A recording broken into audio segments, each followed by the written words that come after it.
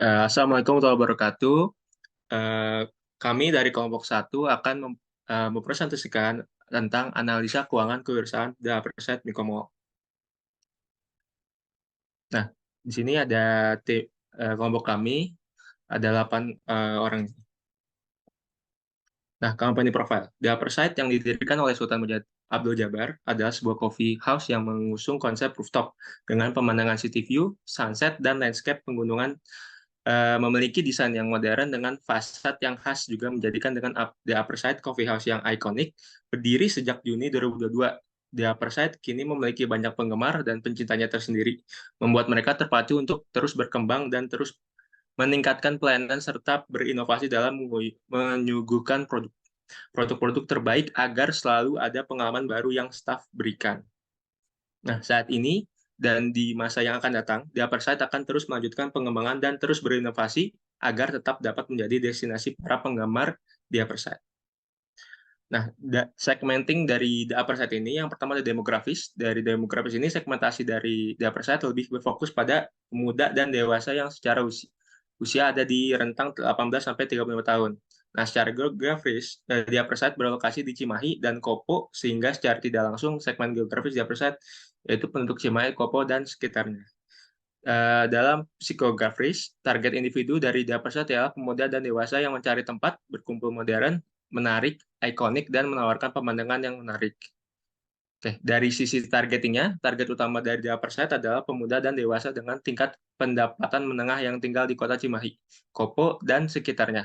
Mereka juga merupakan orang-orang yang mencari tempat berkumpul yang modern dan ikonik, dan menawarkan pemandangan yang menarik.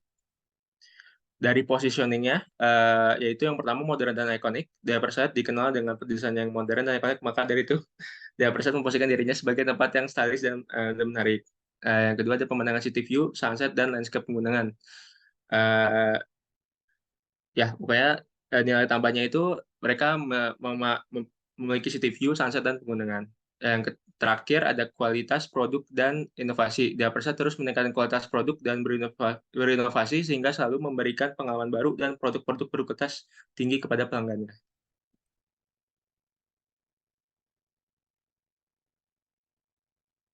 Oke, selanjutnya ada analisis SWOT dari Upperside. Yang pertama ada strength atau kekuatan. Kekuatan dari Upperside tersendiri yaitu Upperside memberikan sentuhan desain kafe yang modern rooftop yang memberikan kesan lebih ketika berada di kafe ini. Terus yang kedua ada kelemahan atau weakness. Nah, kelemahan dari Upperside ini adalah konsepnya yang semi outdoor akan memberikan masalah ketika cuaca sedang tidak baik. Selanjutnya, opportunities akuisisi pasar di area Kopo dan sekitarnya yang memiliki peluang besar memberikan di Upperside mampu menjadi top of mind di area Kopo dan sekitarnya. Dan juga yang terakhir ada ancaman. Ancaman yang dimiliki oleh Upperside yaitu ketika mulai munculnya pesaing yang memakai konsep yang sama dan ketidakpastian cuaca yang terjadi. Next. Nah, selanjutnya ada analisa pastel. Pastel. Yang pertama ada faktor politik. Nah, perubahan dalam peraturan pemerintah terkait dengan persyaratan kesehatan dan keamanan makanan, serta izin dan lisensi restoran dapat mempengaruhi operasi di Upperside. Selanjutnya ada faktor ekonomi. Tingkat pertumbuhan ekonomi, inflasi, dan stabilitas mata uang dapat mempengaruhi daya beli dan pengeluaran untuk makan di luar. Selanjutnya, faktor sosial. Peningkatan kesadaran masyarakat tentang kesehatan dan pola makan dapat mempengaruhi permintaan terhadap opsi makan. Selanjutnya ada faktor teknologi, yaitu menggunakan sistem manajemen restoran dan teknologi otomatisasi dapat meningkatkan efisiensi operasional. Selanjutnya ada faktor lingkungan. Nah, menerapkan praktik bisnis yang ramah lingkungan dapat mempengaruhi persepsi positif dan memenuhi harapan pelanggan. Yang terakhir ada faktor legal, yaitu penting untuk memastikan kualitas dan keselamatan hidangan yang disajikan. Next. Nah, selanjutnya ada analisa pesaing. Dia pesaing tersendiri telah berfokus pada pemuda dan dewasa muda dari tingkat pendapatan menengah hingga ke atas yang ingin bersantai dan menikmati pemandangan yang indah. Nah, pesaing potensial yang dimiliki oleh Upperside yaitu ya mereka yang mungkin juga mencoba menarik pelanggan dari segmen yang sama atau menarik pelanggan dari segmen yang lain. Selanjutnya ada yang kedua, yaitu upper side berada yang di Cimahi dan Kopo, sehingga pesaing akan mencoba menarik pelanggan dari wilayah yang sama. Lokasi adalah faktor yang penting dalam persaingan dan pesaing mungkin akan mencari lokasi yang setara atau bahkan lebih strategis. Selanjutnya, Upperside memiliki desain modern dan ikonik yang membuatnya menonjol di mata pelanggan. Persaingan mungkin mencoba menggunakan desain yang serupa, tetapi desain Upperside adalah bagian penting dari penjualan mereka. Selanjutnya, ada faktor lain yang menarik pelanggan, yaitu kualitas produk dan inovasi. Upperside telah berkomitmen untuk meningkatkan kualitas produk mereka dan terus berinovasi. Pesaing mungkin akan berusaha menawarkan produk berkualitas tinggi dan berusaha terus berinovasi hingga bisa menyaingi Upperside.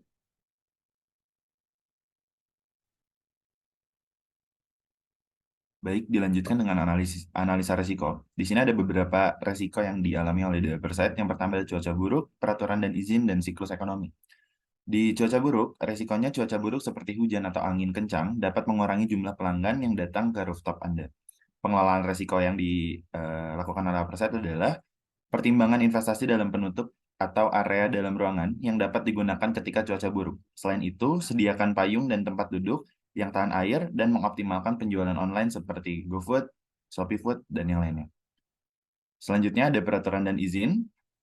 Risikonya adalah pelanggaran peraturan atau masalah izin dapat menghentikan operasi Anda, seperti peraturan pemerintah atau izin tetangga dan sebagainya. Kemudian pengelolaan resikonya, pastikan Anda memahami semua peraturan dan persyaratan izin yang berlaku dan patuhi mereka dengan taat. Kemudian terakhir adalah siklus ekonomi. Resikonya, bisnis makanan dan minuman rentan terhadap fluktuasi ekonomi. Pengelolaan resiko mempertimbangkan diversifikasi menu atau harga yang terjangkau untuk tetap menarik pelanggan di berbagai kondisi ekonomi. Next.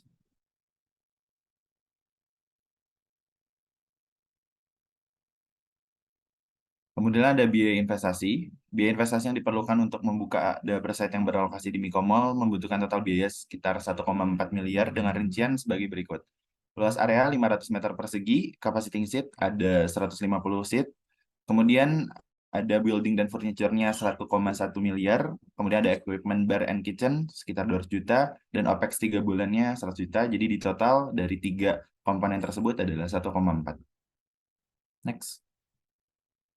Nah, di sini ada proyeksi arus kasnya. Kita membuat 3 projection. Yang pertama adalah projection A. Dengan total capacity 150, kita berasumsi bahwa average price atau average selling price-nya di 28.000. Estimasi turnover rasionya 3 kali dalam sehari, dan daily omsetnya adalah 12.600. Monthly omsetnya 378 juta, COGS 35%, 132.300, labor cost-nya 13%, di angka 49.300, variable cost-nya 8% di angka 30.240, rent cost-nya 10% di angka 37.800, dan profit-nya 128.360.000. Fee manajemennya dipotong fee manajemen 20%, 25.672.000, dan net profit-nya dapat 102.688.000.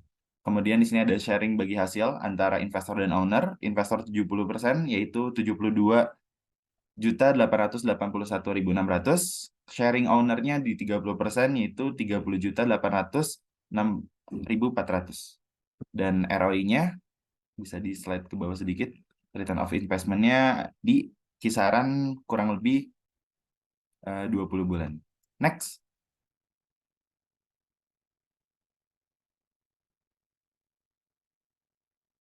Oke, next ini ada projection B dengan asumsi total kapasitasnya 150 seat, average price-nya 28.000, estimasi turnover rasionya 2 kali dalam sehari, daily omsetnya jadi 8.400.000, kemudian monthly omset 252 juta, COGS 35%, labor cost 13%, variable cost-nya 8%, rent cost-nya 10%, kemudian dapat profit-nya 69.140.000, fee management 20%, dan net profit yang didapatkan adalah 55.312.000, dan di sini ada sharing investor dan owner kembali 70-30, yang mana investor dapat 70%, yaitu 38 juta 718.400 dan sharing ownernya 30%.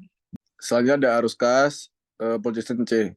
Daily omsetnya ada 6.300.000, monthly omsetnya ada 189.000,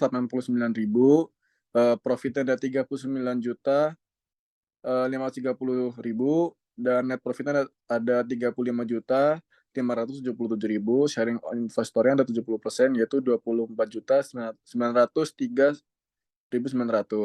Sharing ownernya ada 30%, 10.673.100. Next. Dan ada total variable cost. Periode 1, TW1 ada di divisi TV-nya 189.630.000, dan TW2-nya divisinya ada 162.540.000, dan TW3-nya divisinya ada 243.810.000, dan TW4 divisinya ada 270.900. Jadi total setahun itu ada 866.880.000. Berdasarkan laporan penjualan coffee shop, the percent total variable cost dalam setahun mencapai 866.880.000. Next. Selanjutnya ada total biaya tetap. Periode TW1, TFC-nya ada 130.536.000, dan TW2-nya ada divisinya 111.888.000, dan TW3-nya 167.832.000, dan TW4-nya ada 186.480.000. Jadi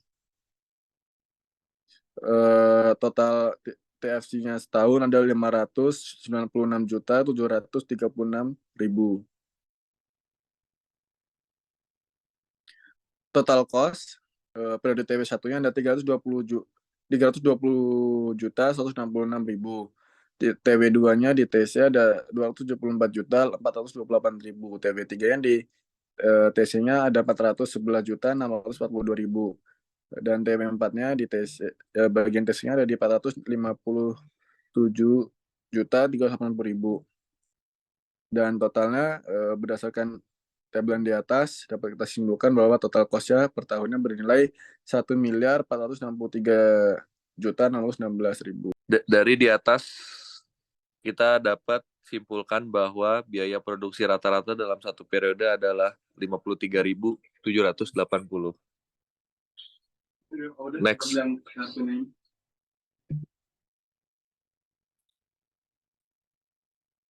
Ini ada marginal cost-nya ya.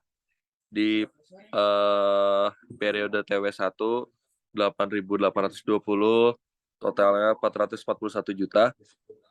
Di TW2 7.560,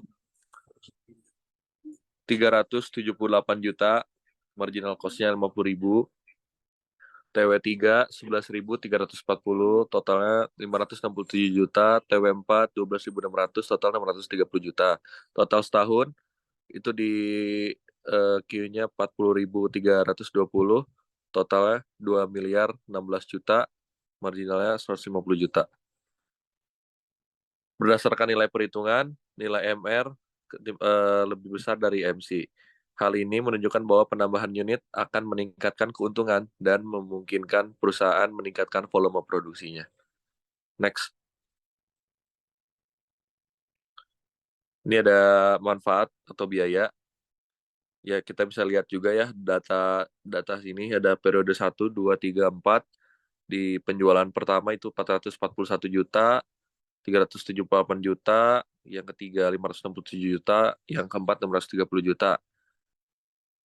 Dan total setahun tuh penjualan di 2.016 juta, marginalnya di pokoknya di total cost-nya 1,4.063.650. Dan dari data tersebut dapat disimpulkan bahwa benefit cost rasio dari the upper side adalah 1,377 dalam setahun. Ini menandakan bahwa proyek tersebut memiliki surplus keuntungan yang melebihi biayanya, sehingga proyek tersebut dapat dijalankan atau dilanjutkan dengan layak. Lanjut, next.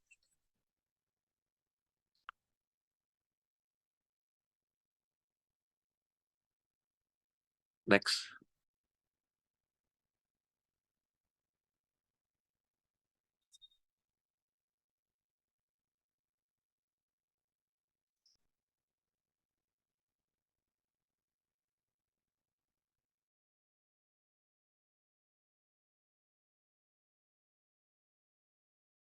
Ini ada analisa modal kerja. Modal awal yang diperlukan untuk membangun data site adalah sebesar 1,4 miliar 87.860.000. Penggunaan modal yang diperoleh akan dipergunakan untuk biaya pembangunan, pembelian furniture, pembelian peralatan dapur, dan bar. COGS, labor cost, variable cost, dan rent cost. Nah, berikutnya adalah penggunaan dana. Ada estimasi monthly omsetnya ada 252 juta, building and furniture ada 1 miliar 100 juta, equipment bar dan kitchen ada 200 juta, COGS 35% ada 88 juta 200, labor cost di angka 19,6% ada 49 juta 300, variable cost sebesar 8% ada di angka 20 juta 160.000, rent cost 10% di angka 25 juta 200.000, dengan total biaya 1 miliar 482 juta 860.000. Next. Berikutnya ada laporan laba ruginya. Total sales-nya ada 252 juta, COGS 88 juta, gross profit ada 163 juta, labor cost 49 juta, variable cost 20 juta, rent cost 25 juta, operating profit 69 juta, EBIT-nya ada 69 juta 140.000, interest expense ada 5 juta, EBIT 64 juta 100, pajaknya ada 6 juta 400.000, EAT ada 57.600. Next.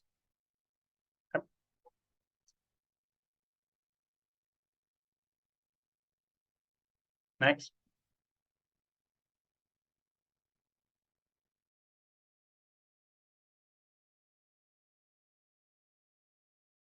Berikut adalah laporan laba rugi, analisis sensitivitas dengan asumsi pendapatan growth min 5%, dengan total sales 239.400.000.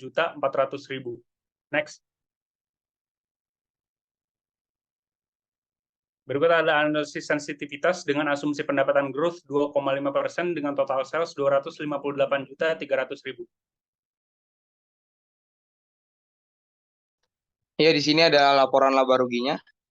Bisa lihat dari data di samping. Dapat disimpulkan setiap akun terpengaruhi dengan sales growth. Dalam sales growth 5%, earning after tax-nya menyentuh angka 52.587.000, lalu sales growth 2,5%, earning after tax-nya menyentuh angka 59.132.250, sedangkan yang terakhir sales growth 5% EAT menyentuh angka 60.574.500. Next.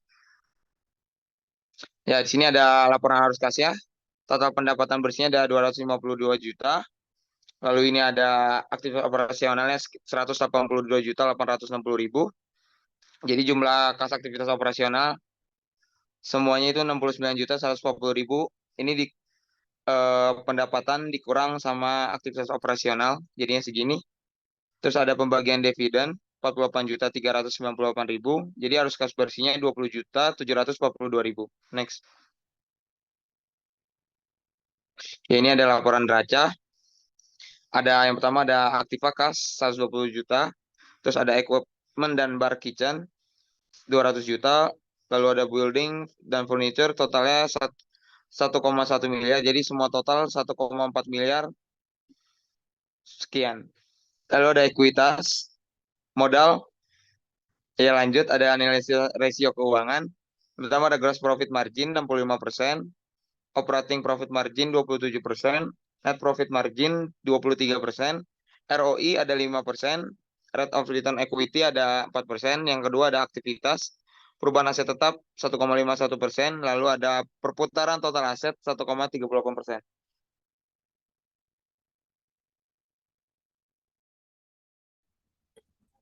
Ya, analisa investasi. Biaya investasi yang diperlukan adalah 1,4 miliar dengan rincian luas area 500 meter persegi dan kapasitas 150 kursi. Dan bangunan furnitur 1,1 miliar, kitchen 200 juta, dan OPEX 3 bulannya adalah 100 juta tambah 1,4 miliar. Dari biaya investasi dapat dirinci pembagian dividen seperti total capacity, average price, estimated turnover ratio, daily omset, seperti yang sudah tertera dengan angka-angkanya. Dari rincian tersebut, ROI the upper side adalah 0,5. Tingkat ROI masih layak karena nilai ROI masih di atas tingkat suku bunga. Periode ROI kurang lebih adalah 29 bulan dengan rincian dividen per bulan sharing investor 70% yaitu 48.398.000, sedangkan sharing owner 30% yaitu 20.742.000. Nah, seperti yang sudah dijelaskan di tabel ini analisa investasinya, investment, PV, IRR, PI, dan NPV. Jadi kesimpulannya adalah dari hasil inisial kelompok kami, Cafe The Upper Side masih layak beroperasi yang bisa dilihat dari laporan laba dan rugi. Laporan arus kas, laporan neraca, dan analisa rasio masih sehat. Analisa untuk kredit investasi juga masih layak karena ROI yaitu 5% masih di atas suku bunga di Indonesia yaitu 4%. Serta hasil dari NPV, IRR, dan PI The Upper Side positif dan payback periode 3 tahun. The Upper Side memiliki konsep yang unik, dasar finansial yang kokoh, memberikan keyakinan kepada para calon investor, serta manajemen untuk menjalankan bisnisnya. Sekian dari presentasi kelompok kami. Assalamualaikum warahmatullahi wabarakatuh.